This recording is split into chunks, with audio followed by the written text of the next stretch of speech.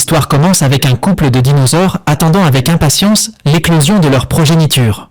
Leur fille, Libby, éclot la première, suivie de leur fils turbulent, Buck, qui va jusqu'à s'emparer d'un bâton pour s'amuser à frapper la jambe de son père. En fait, il est si vif qu'Henry doit intervenir pour éviter qu'il n'endommage accidentellement les œufs restants.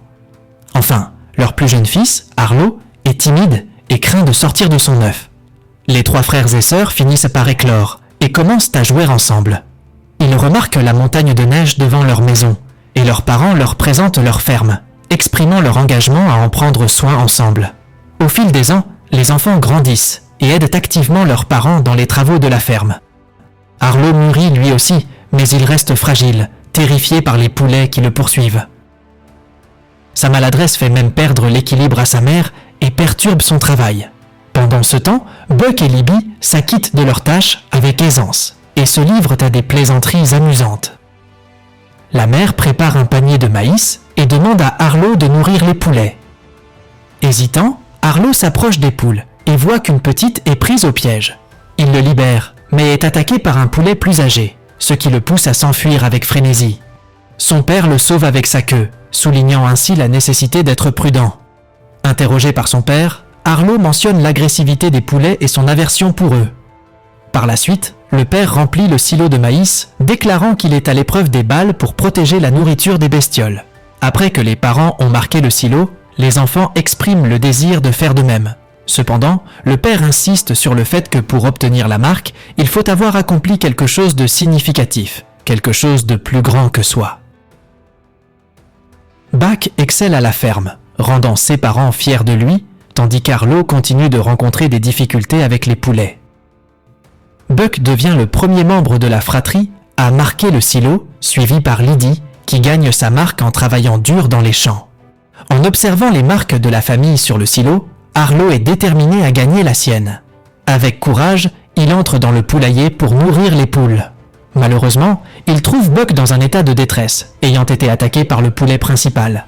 Buck encourage Arlo à exprimer son amour à leur mère avant de s'amuser à l'effrayer. En colère contre son frère, Arlo tente de le pousser mais n'en a pas la force. Les reproches s'échangent entre Arlo et Buck, et la famille se réunit autour d'eux.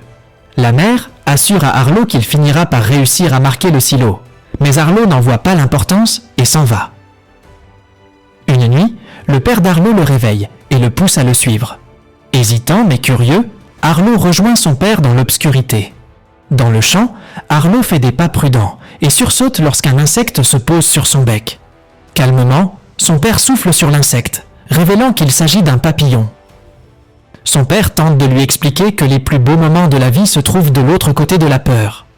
Il se met à courir dans le champ et des dizaines de papillons s'envolent. Après qu'ils ont fini de jouer, le père dit à Arlo qu'il a une idée sur la façon dont Arlo peut gagner sa note s'il veut toujours la gagner. Le lendemain matin, son père donne à Arlo une tâche qui l'aidera à gagner sa note, attraper les bestioles qui volent leur nourriture du côté supérieur du silo. Après avoir installé le piège, le père explique qu'Arlo devra attendre que la bestiole soit prise à l'intérieur et finir le travail en la frappant avec un morceau de bois. Arlo se fait passer pour un soldat, jurant de ne rien laisser passer sous son nez.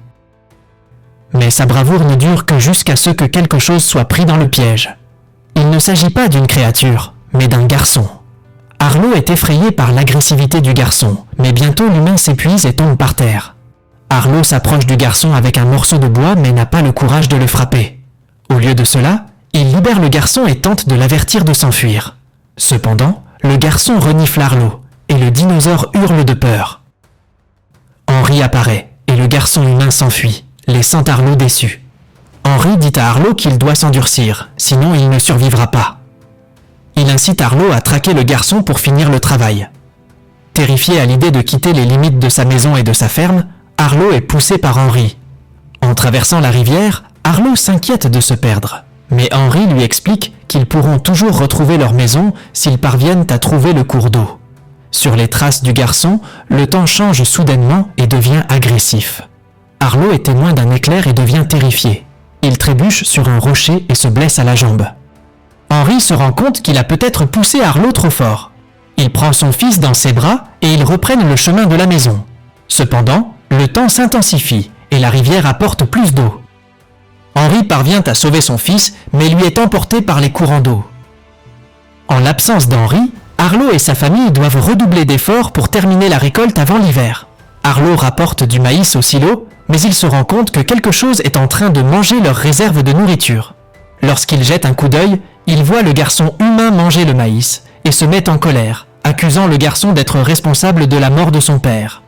Arlo essaie d'attraper le garçon, mais il s'échappe. Le petit dinosaure court derrière lui et il se retrouve dans la rivière, emporté par le courant. Lorsqu'Arlo se réveille, il se trouve dans un endroit inconnu et est terrifié. Il voit une falaise et tente de l'escalader, mais il n'est pas très adroit et retombe. Il a besoin d'une dose supplémentaire de motivation et la trouve lorsqu'il revoit le garçon humain. Cette fois, il grimpe, mais le garçon lui envoie de la poussière sur le visage. Arlo finit par y arriver, mais le garçon s'enfuit. Le dinosaure erre, essayant de trouver un moyen de rentrer chez lui, mais il se sent désespéré. Bientôt, il marche sur une baie rouge et se rend compte qu'il peut la manger. Il trouve un arbre avec des baies, mais il est un peu haut pour lui.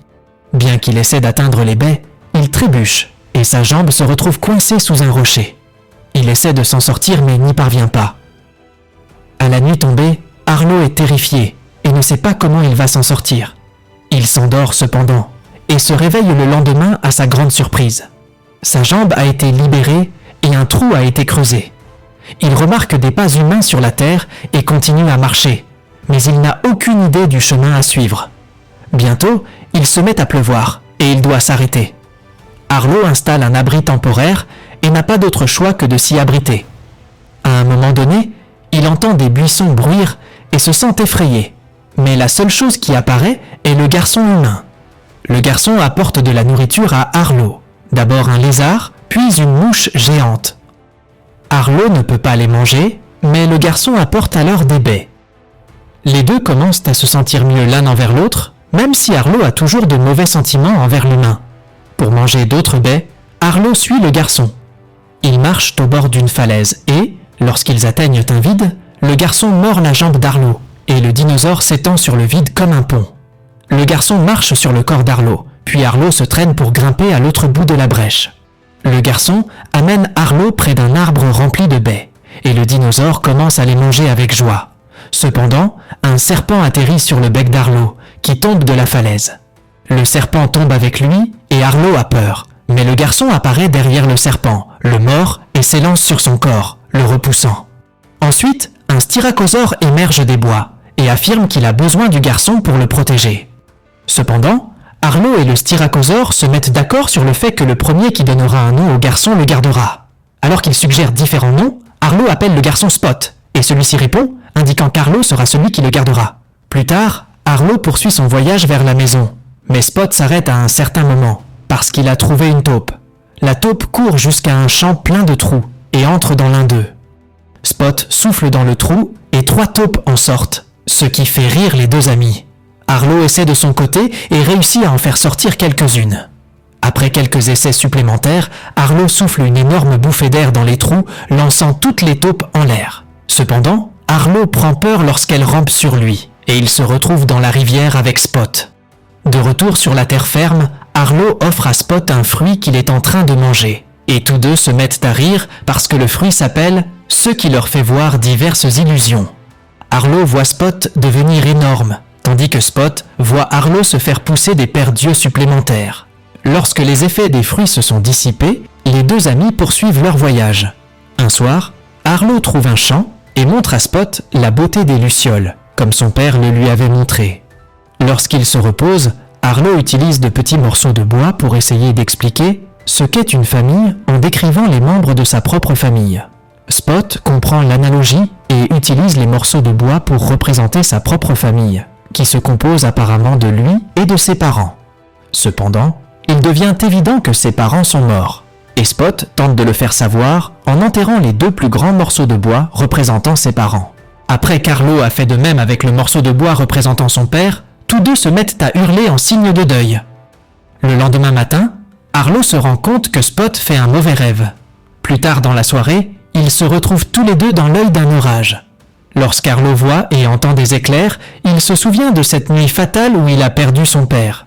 N'ayant pas le courage de continuer, il court se mettre à l'abri. Le lendemain, Arlo se réveille devant une scène de destruction. Il est bientôt abordé par un groupe de ptérodactyles, dirigé par Thunderclap. Ils prétendent être des sauveteurs à la recherche de survivants et ordonnent à leurs serviteurs d'explorer les lieux. Un dinosaure volant trouve un animal blessé coincé sous un arbre et demande l'aide d'Arlo. En quelques secondes, il sauve la créature, mais Thunderclap, le chef, la mange. Arlo tente de s'échapper, mais ils sentent la créature qu'il a avec lui. Malgré les tentatives d'Arlo pour les tromper, il découvre Spot. Après l'attaque, Arlo tente de sauver Spot en s'enfuyant, mais il rencontre deux énormes tyrannosaures. Cependant, les grands dinosaures se révèlent amicaux et se battent contre les ptérodactyles, les repoussant.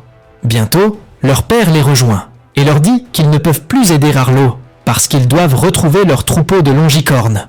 Arlo leur propose de les aider à retrouver leur troupeau, car Spot peut sentir n'importe quoi. Spot utilise son odorat pour retrouver le troupeau, mais les tyrannosaures ont besoin d'une autre faveur.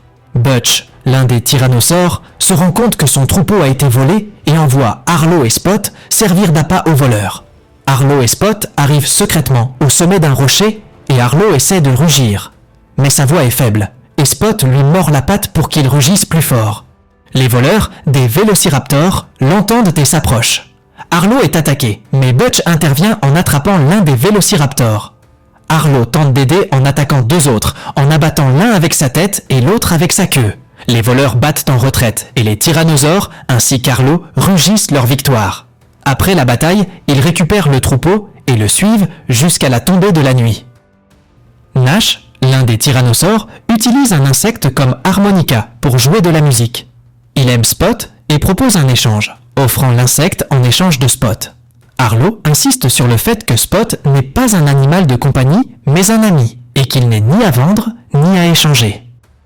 Nash met alors sa jambe dans le feu, expliquant qu'elle a été blessée au point qu'il ne sent plus rien. Les frères et sœurs insistent pour que Butch raconte l'histoire des cicatrices qu'il a sur le visage. Butch explique qu'il a rencontré un crocodile sauvage et féroce dans le passé. Le crocodile l'a mordu au visage alors qu'il s'approchait d'un lac pour boire de l'eau. Malgré sa cicatrice, Butch a réussi à retourner la situation et à faire fuir le crocodile. Le lendemain, Arlo court à nouveau avec la famille et le troupeau. Butch le motive à faire preuve de courage et à mener le troupeau dans la bonne direction. Après qu'Arlo a guidé les Longhorns, ils atteignent le bon endroit et Butch aperçoit les montagnes au loin. Il dit à Arlo que c'est le chemin qu'il doit suivre pour atteindre la rivière, et ils se séparent. Après avoir couru un peu, Arlo et Spot sont heureux de trouver le lac. Cependant, ils doivent s'arrêter lorsque Spot est distrait par un homme adulte. Le vieil homme et lui se regardent fixement, et Spot fait même quelques pas vers lui. Ne sachant pas ce qui se passe, Arlo arrête Spot, l'attrape et le met sur son dos. Ils poursuivent leur route, mais les choses dérapent à nouveau parce qu'un orage se prépare et qu'Arlo n'a pas encore surmonté sa peur des éclairs. Alors qu'Arlo piétine, les ptérodactyles apparaissent dans le ciel et tournent en rond autour d'eux. Soudain, les dinos volants attaquent et Arlo est momentanément ébloui. Les ptérodactyles orchestrent leur prochaine action, attaquant tous en même temps et essayant de voler Spot. Arlo s'accroche à lui, mais il ne peut pas continuer indéfiniment. Les ptérodactyles s'emparent de Spot et poussent Arlo vers le bas de la falaise. Arlo se retrouve piégé dans sa chute et, dans sa tentative de s'échapper, un rocher lui frappe la tête, ce qui lui donne une vision. Dans cette vision, Arlo voit son père mort qui l'aide à se libérer, et tous deux commencent à marcher ensemble. Pendant ce temps, Arlo voit des éclairs dans le ciel et décide de parler.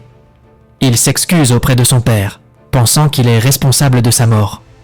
Désormais, il ne se recroquevillera plus. Son père se retourne et admet que sa mort est de sa propre faute et qu'Arlo n'y est pour rien. Son père lui répond et le motive en lui disant qu'il est plus fort que tous ceux qu'il a connus. Arlo se réveille alors et court vers la montagne où Spot a été enlevé. Même si le sol est frappé par la foudre, il n'en a plus peur et continue de courir. Ce faisant, il hurle comme Spot, peut-être pour essayer de communiquer. Heureusement, il entend Spot lui répondre en hurlant et parvient à le retrouver. Le garçon s'accroche à un arbre, essayant de ne pas se faire manger par les ptérodactyles. Arlo se précipite sur eux et leur donne un bon coup. Mais tous les ptérodactyles l'attaquent. Les deux ptérodactyles parviennent à le soulever dans les airs. Mais Arlo voit Spot se débattre, ce qui le motive à faire de son mieux. Il échappe à leur emprise, utilise sa queue pour briser un arbre, et l'arbre tombe sur les ptérodactyles, les emprisonnant sous son tronc. Au même moment, Spot mord Thunderclap et fait un trou dans son aile. Pendant que Thunderclap tente de s'échapper, Arlo saisit un autre tronc d'arbre et le lance en l'air. Le tronc vole dans la bonne orbite et frappe Thunderclap, l'abattant pour de bon. Mais il y a un autre problème. La rivière apporte plus d'eau. Arlo avait peur de ce cours d'eau, mais il retrouve son sang-froid, décide d'agir et d'aller chercher Spot.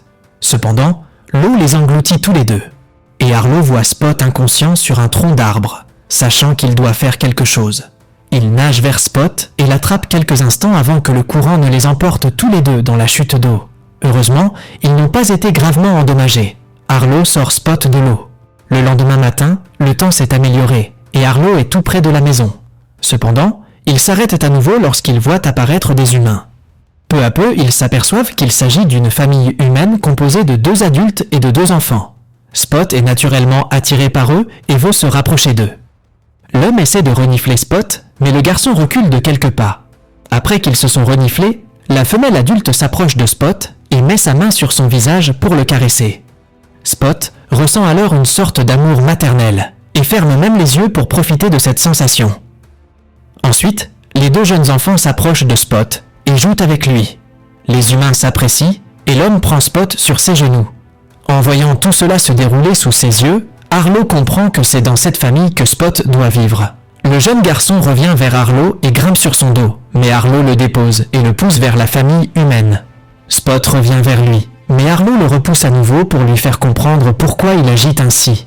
Arlo dessine un cercle autour des humains, signifiant qu'ils peuvent être ensemble, et que Spot peut maintenant avoir une nouvelle famille.